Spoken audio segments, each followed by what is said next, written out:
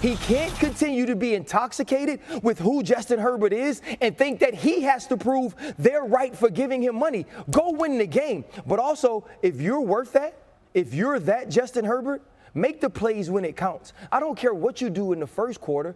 Do it when you up 27-0 against the Jacksonville Jaguars and they come back. Do it when Tua Tagovailoa goes down the field and scores with Tyreek Hill on a fade ball. Do it when it's overtime against Ryan Tannehill. He's never done that, and we're paying him like he has. Mm-hmm.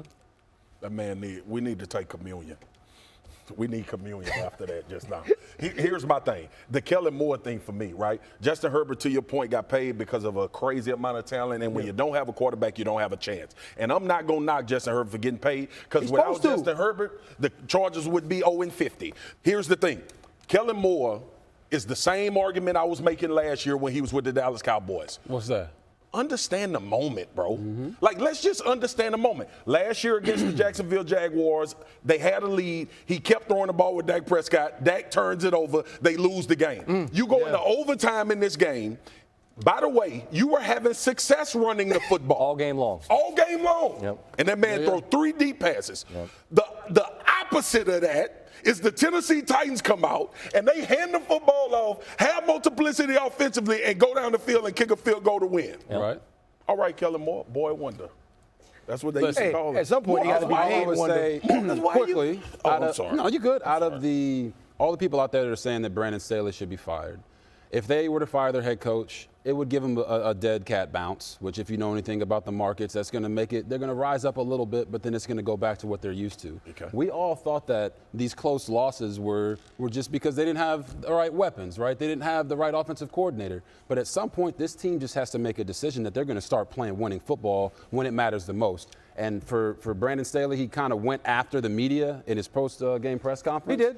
If his team, if he really has the pulse of his team, they will respond to him going off on them and show up over the next 2 weeks. I agree with what he said. I don't think the residue of the Jacksonville loss lingers in the locker room. Then they got to show it. That's long ago. Then they got to show it. Well, I got to stop giving up deep balls, too. We can talk about Herbert and the offensive coordinator all day. You want to make Tannehill, who couldn't do anything week 1, how many deep balls did he hit yesterday? No, 4? SVP. Huh? This is the defensive guru coming from the Rams. The defense supposed to be better. We spent money on Khalil Mack. We brought in J.C. Jackson from the New England Patriots. Yeah. I don't know how in the hell this man continues to get a pass giving up leads, bro. Your job as a head coach is to make sure you putting your team in a position to be successful. Guess what Brandon Staley ain't done? Put his team in a position to be successul when they need to finish and close out games. But you asked me the question, and I tried to answer, but you started screaming. I want to get happy. Let's move on. I want to be better than what I am right now. Well, the good news, fellas, we're on TV for hours and hours. 2 games in, only 2. The Miami Dolphins went on the road. They beat the Chargers. They went into New England, and they beat Bill Belichick. Tua's never lost to him. Tua said afterwards, the Dolphins have never lost when I've started. It's not me, which I appreciate what he's saying. They've got a record number of yards through 2 weeks in the history of their franchise, and that's a franchise that's done some stuff. Yep. It's only 2 weeks, and yet is it enough to say this squad right here is going to Absolutely.